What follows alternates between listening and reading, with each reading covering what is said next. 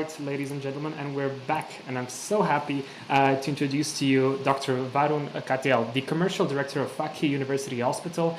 Once fully commissioned with overall bed capacity of 300 beds, the University Hospital will be the largest private teaching hospital in the UAE. Varun has a great experience with executive healthcare management and over 15 years of experience in managing hospital operations, strategizing, and driving business growth. And we are so honored that he accepted our invitation to tell us more about a new dimension in healthcare delivery. Welcome, Varun. Thank you, Thomas. It's good to have you on. With a vision to better the university hospital you're working at, your team has a common goal to serve with compassion and provide exceptional guest experience. Can you tell us more about the place you work at and what you see are the key aspects of designing to operations? Yeah, so Fakeeh University Hospital, this is pitched as the largest private hospital in Dubai.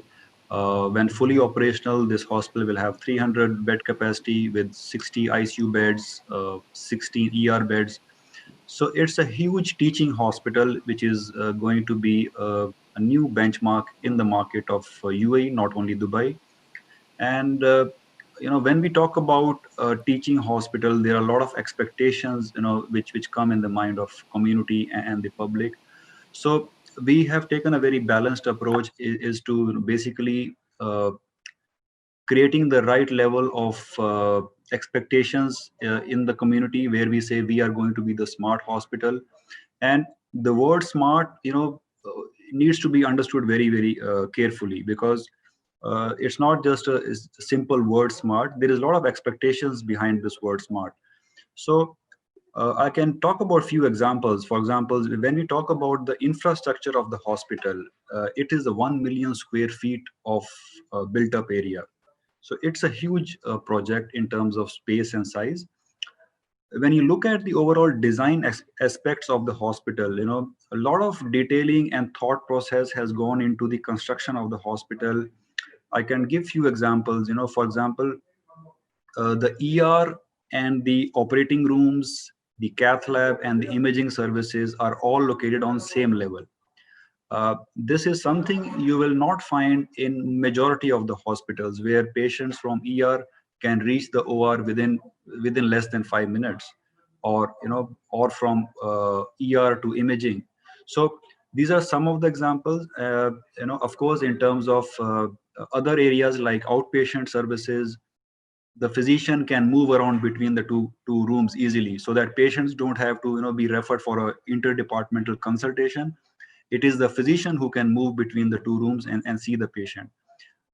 This not only gives the patient a better experience, but also becomes more efficient way of managing outpatient services.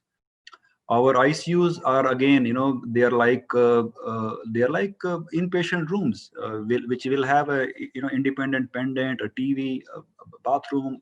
There is a place for the attendant to be with the patient, which you will not find in a typical ICU room, where the patient is in the ICU for 5-6 days alone. The nurse and the doctor keeps visiting. The attendants are allowed maybe for 15 minutes to see the patient. In practical, what we have seen with our experience, many patients do not require a very high level of intensive monitoring, and they can talk, they can communicate. So there is a provision in our ICU beds, not all beds, but most of the ICU beds are like inpatient ICU room, if I may use that term. Infection control, another very important feature. When we talk about infection control, especially during the current pandemic situation, everybody is talking about how to take care of yourself, how to take care of the hand washing, etc. So we have a large ER, and there is a decontamination room right there in the ER for the trauma patients, so that we don't spread the infection in the hospital, and those things are taken care right at the point of entry in the hospital. There are a lot of infection control provisions in terms of isolation rooms at different levels, because the hospital size is very big. So a lot of detailing has been taken into consideration, where each room will be inside the building. And the last thing I want to mention is, in terms of designing aspect, is the central command center, which will be there in the hospital. This is a like a dashboard. It will give you on a real-time basis how the clinical operational metrics are being performed in the hospital. So these are not, you will not wait for the reports to come on a weekly or a monthly basis. The hospital management, with one look, they can know what kind of patients are coming in the hospital, how the doctors are treating the patients, what are the outcomes. So everything will get consolidated on a real-time basis, which gives the physicians and the management team a better, information to take corrective actions. Thank you very much, Varun. The University Hospital seems to be promising a premium and trusted healthcare destination.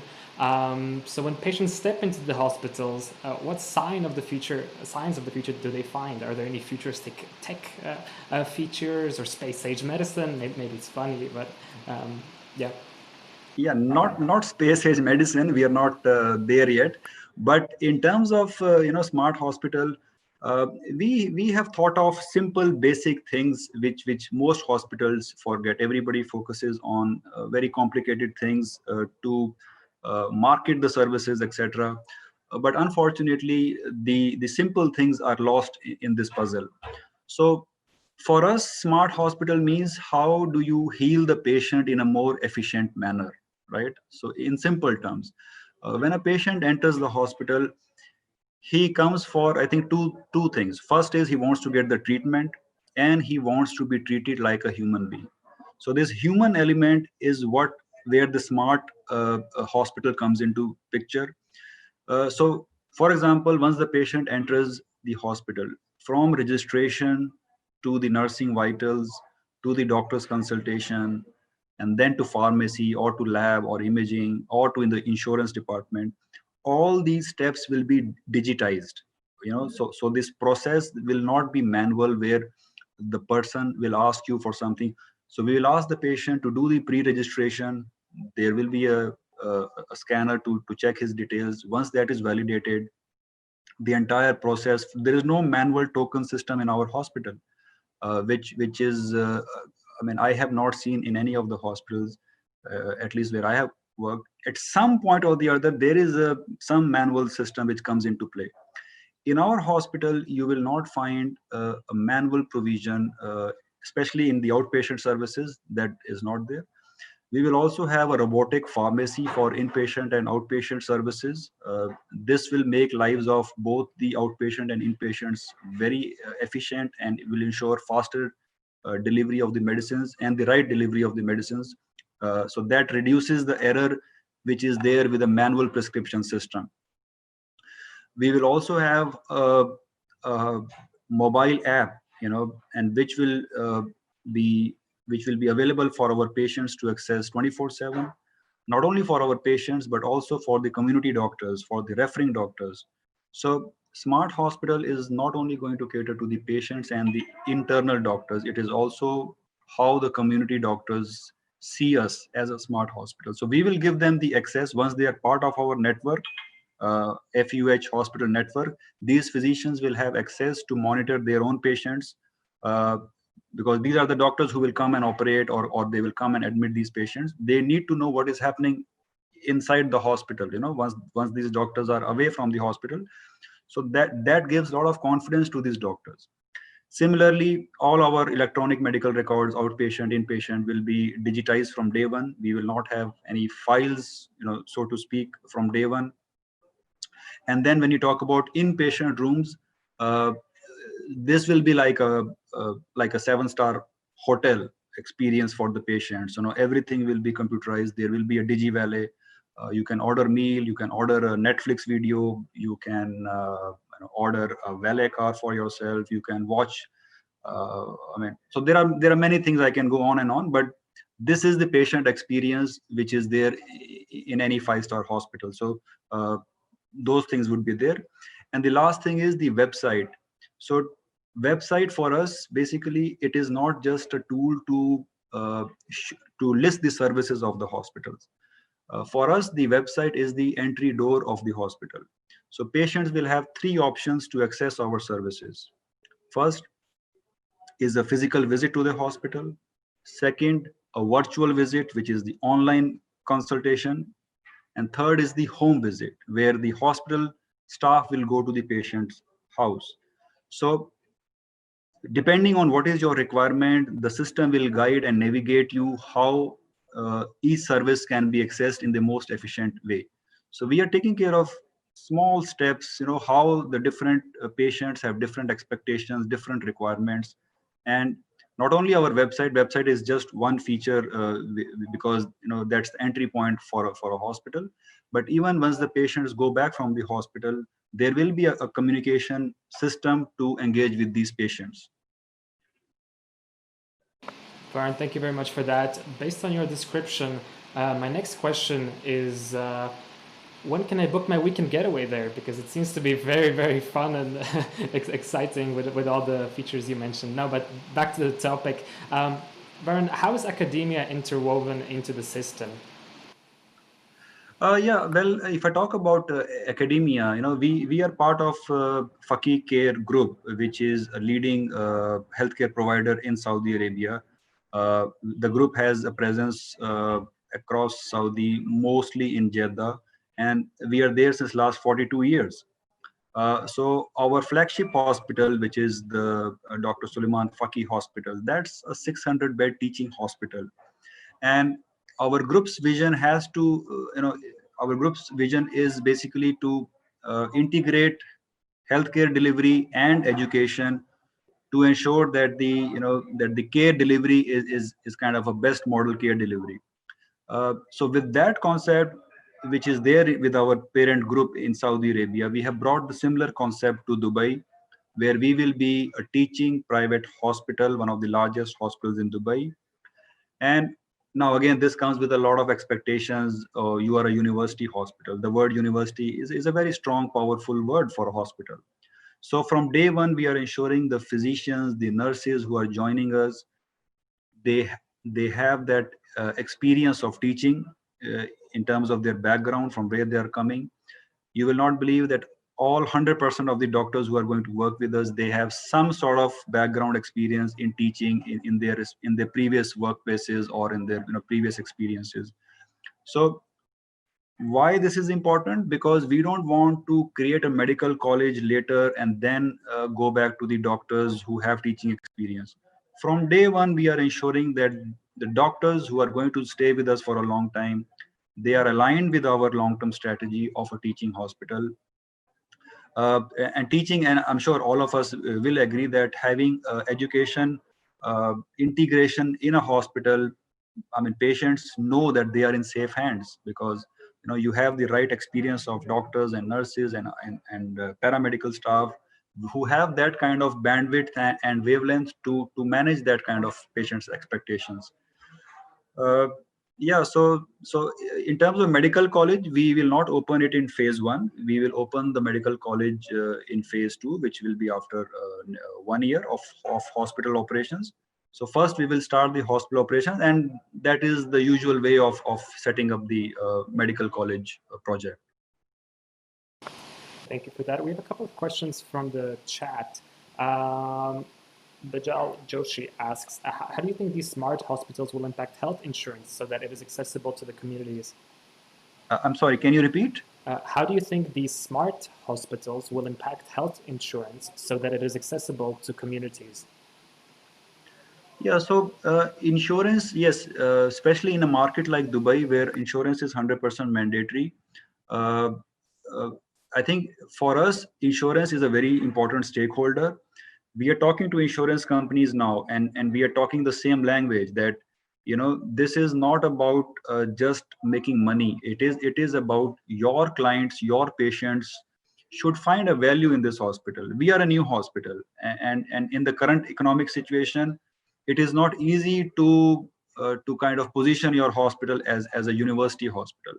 But fortunately, we have been able to do that to quite an extent, because insurance companies also are looking for an alternate who can provide similar or better services at an optimal cost.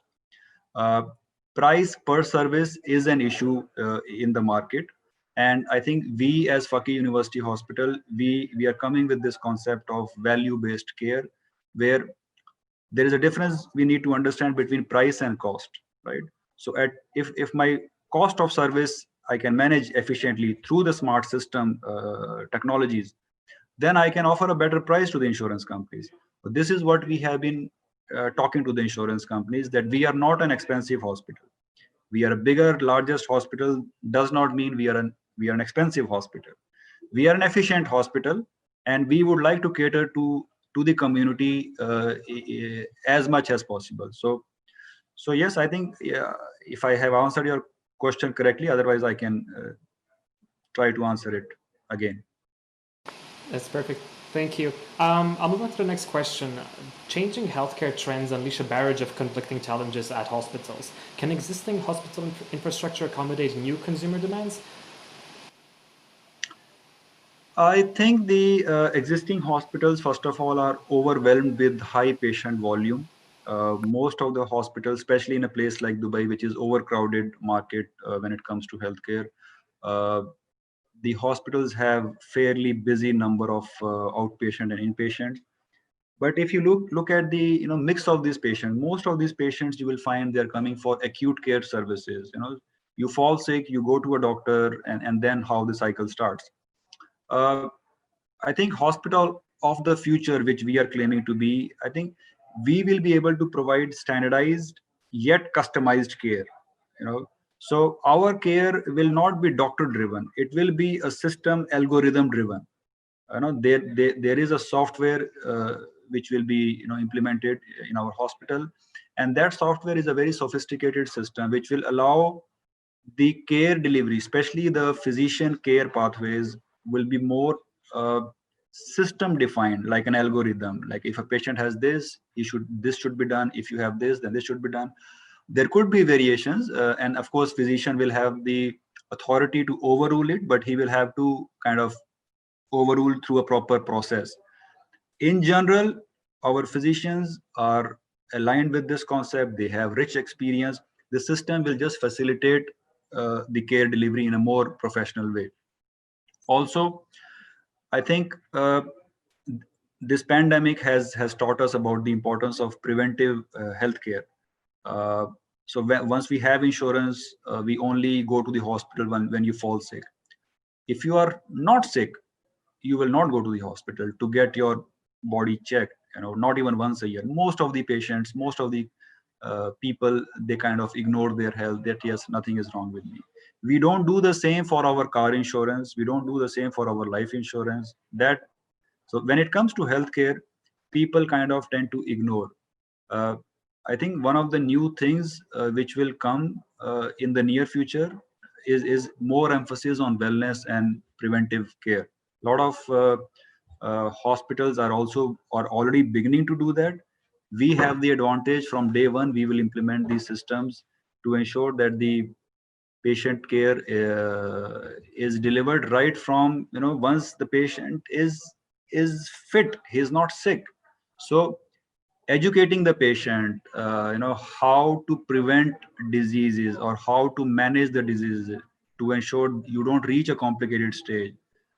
And for this, a lot of collaboration is required with insurance companies, because unfortunately most insurance companies do not cover preventive health, which is for, I mean, I personally don't think that's the right way.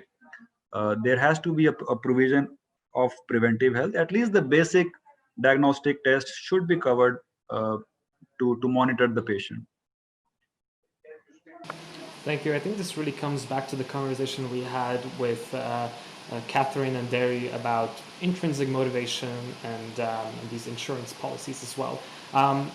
Has your team identified important technologies and practices that can help address major challenges that hospitals face today and lay a foundation for future futuristic smart hospitals? Yes, I mean, yes. So our team has come from different backgrounds, different hospitals, which gives us that strength to take ideas from different people, with different experiences. Uh, so we have been able to kind of agree to some of the things we will have in terms of new processes. These processes are based on years of our experience, how a service can be better delivered. For example, when it comes to patient experience, our patient experience system will be digitized, number one. Number two, it will be on a real time basis. Typically you will find in a hospital, the after the discharge, patient is given a discharge form, I'm sorry, the feedback form, and after 3 or 4 days he writes something. So if he's not happy, he will write he's not happy, right? So in our system, there will be early identifiers which will trigger the system that yes, this patient is having some issues, somebody needs to take care of that, and that somebody is already defined in the system, who that somebody will be for each patient, especially in the inpatient. So that is one example. Second is when the physicians will have access to real time data, even remote access. Our mobile app, the doctors can log in from wherever they are, even if they're sitting in their clinics, they can check the exact clinical condition of their patients. And as I said earlier, community engagement for us is very, very important. So while we are a tertiary care university hospital, at the end of the day, we are in a particular area, Silicon Oasis in Dubai. So this community will require our services more than anyone else. So our engagement with this community is going to be very strong. And for this, we are going to have plain tree accreditation in the early phase of our hospital commissioning. Once we get plain tree, it kind of gives us a lot of confidence and belief that yes, we really value our community feedback and engagement. So yes, I mean, these are some of the aspects in terms of things which you will see in our hospital. Thank you. So the title of this session is the Hospital of the Future, and we're talking about this great idea. Could you perhaps share any thoughts about what's to come afterwards, perhaps in the future? Yeah, future. I mean, I'm not an expert to predict what will come. Future. But yes, I mean, I can briefly mention that in years to come, hospitals will be seen as healing places, and not only as treatment places. Typically right now the concept is, again, you fall sick and you hospitals are not a pleasant places. Generally speaking, people are apprehensive of visiting the hospital. But at the same time, there are many hospitals where patients want to visit. I mean, not because of good doctors, or good equipments, but it is because of this overall experience that patient is made to feel at home. In the future, I think this trend will increase, where patients will have more options, more choice to go to which hospital who is giving him a service like you're treating him like a human being, not as a number. So this, I think, will definitely come. Maybe if I may use the term, like a mall experience, because hospitals are expected to provide good clinical care. That is given. I mean, otherwise you should not be running a hospital. But what would differentiate, in the future, would be how you are providing the other services, the ancillary services, to ensure that the patient has a very, very high level of satisfaction. And one of the pain points in the hospital is waiting time. So I think hospitals who are able to better manage the waiting time through the systems and technologies would have a better chance of surviving and a better positioning in the future. Varun, thank you. There's one more question in chat that I'd like to ask you. It says, do you see that with smart technologies in place, is there a clear advantage in patient outcomes compared to other hospitals or prior to the installment of this new technology? And perhaps can you elaborate on how this is tracked at your university hospital? Yeah. So first of all, our hospital is not operational.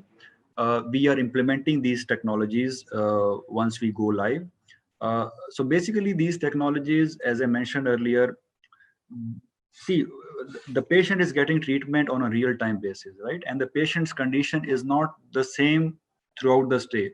It is fluctuating. He's getting better or he's going down. What determines the clinical outcome is the speed of the treatment and the right treatment, right? So if you have a system which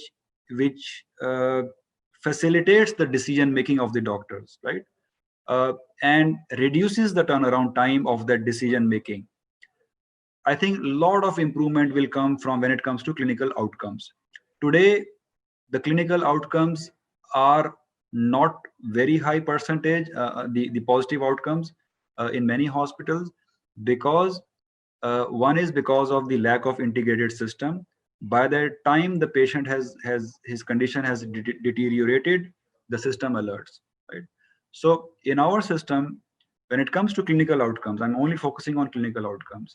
The system is integrated in a way when it, right from all the steps from medication management to ordering of any diagnostic tests or ordering of any procedures, everything will be built in inside the system, and the physician from his mobile app, he will get access how and what is required in terms of any intervention is required for the patient. So it, I think it will make the system more efficient and faster, so that patients get the right treatment at the right time. Thank you very much. Do you have any closing remarks before we end off this conversation? It has been very inspiring. I would like to thank you and the organizing committee for having me with you for this conference, for this webinar. It has been a privilege for me to talk to you. I hope I have been able to answer your questions, and I'll be happy to answer later on if there are any queries, and those could be emailed to me. I'll be happy to share my comments. And yes, thanks again for having me, and yes, thank you so much. Varun, thank you so much. The pleasure has been all ours, and we look forward to seeing you at our future event, the Future of Health Summit in October. So thank you once again. Thank you. Thank you. Have a good Thank day. you, Thomas.